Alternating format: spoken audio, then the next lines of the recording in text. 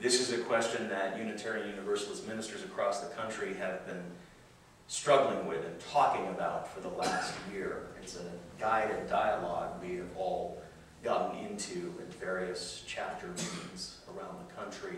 And I got started on this dialogue myself this past fall with all of my colleagues here in the Mountain Desert District, an attempt to get at an answer to the question, whose are we?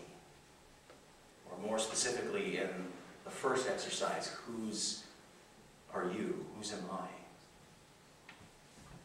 At our very first session, we were broken off into pairs, and we were given a very simple exercise to engage in. 5 minutes at a time, first one and then the other, asking their partner over and over again, whose are you? And then the other answers the question, and then the asker gives a blessing.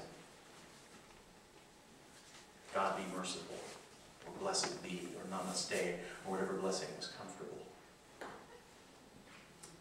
And so we sat down in our pair, and my partner asks me, whose are you?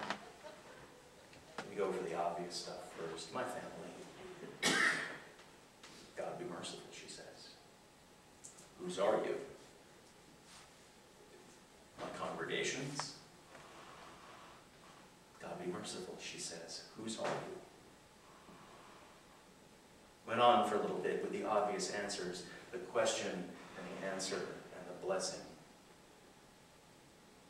After a little while, it started to seem a little ridiculous to be asked that question over and over again. I had to stifle a nervous giggle, because how ridiculous that you could come up with a different answer to that one little question every time it was asked of you for 5 minutes straight. And in that room, 5 minutes was an eternity with that one question. But a different answer came up every time. Whose are you? Every minister who's come before me, God be merciful. Whose are you? On and on it went until there was a weight to the answers in my heart and on my soul. And there was an answer to the question of the relationship of ministry, because now it was no longer an answer of what am I, who am I, and it wasn't a question of who am I serving, but it was a question of who are we as I do this work that I've entered into. Whose am I? Who do I belong to?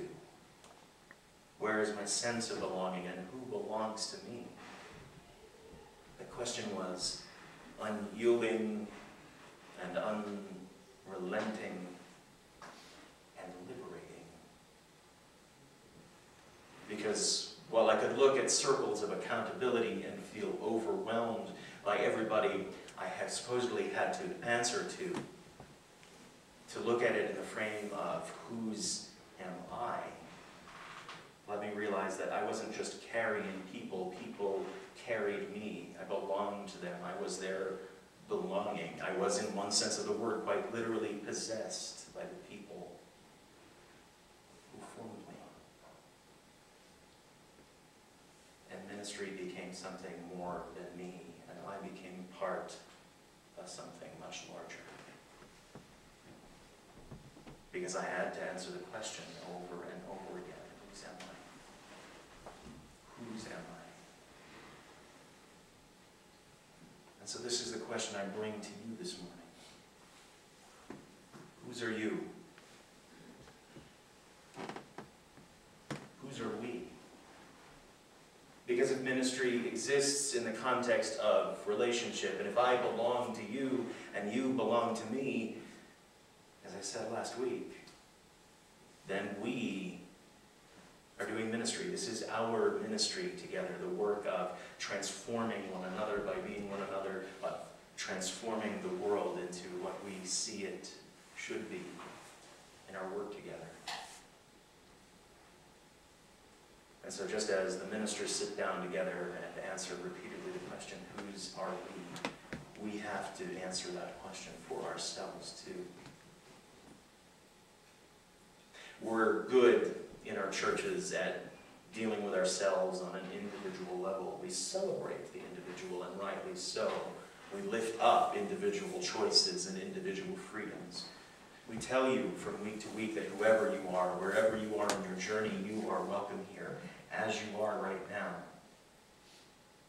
And that's all good. But for a congregation, it's not enough. It's not a stopping point. Sometimes we can get trapped in that question of, who am I? What am I? We need to work on the answers to that question. Self-knowledge is absolutely vital to our chances of making any meaning out of our lives. Self-awareness is a rare commodity in this world, and we could use some more of it. So rare sometimes it ought to be classified as a superpower, I think, but we could use more of it. But it's not enough in the context of the congregational community. We have to be able to break out of that little ego bubble. We have to be able to break out of ourselves, to get over ourselves, to be able to do the ministry that the congregation is called to do. We have to ask ourselves, whose are we?